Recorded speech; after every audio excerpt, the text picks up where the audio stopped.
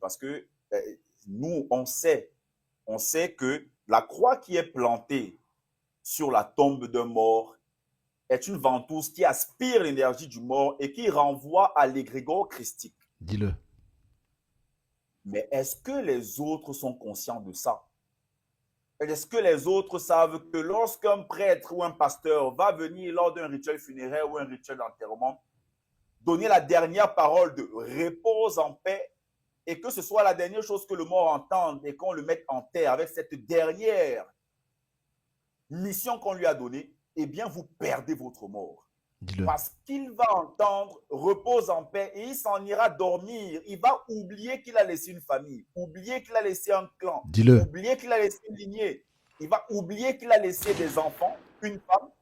Il va oublier qu'il s'est laissé lui-même sur le plan physique parce que le fait d'aller vers une femme, de procréer, c'est en fait créer de perpétuels espaces de nous. C'est en fait créer en réalité notre temps intemporel, un temps qui ne va pas finir. Chaque fois qu'on verra cet enfant, on saura que Sop existe, on saura que Mobali existe. Le mort va donc être contraint d'oublier tout ça. Il est donc important qu'on fasse des lives, que des gens se forment et qu'ils comprennent qu'ils ne doivent jamais laisser des prêtres et des pasteurs dire les dernières paroles à leur mort. Dis-le. C'est à eux de dire à leur mort que tu n'es pas censé dormir, tu es censé travailler de l'autre côté.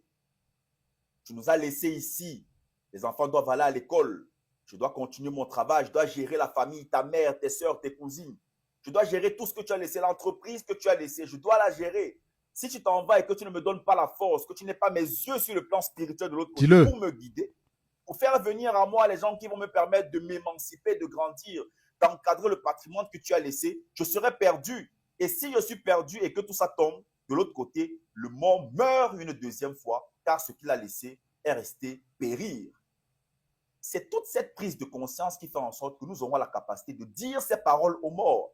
Et on va même dans les rituels funéraires jusqu'à doter le mort des éléments rituels qui vont lui permettre de rapidement se déployer de l'autre côté. Mhm. Aujourd'hui, on parlera du cours sur le temps. On va être capable de manipuler le temps, de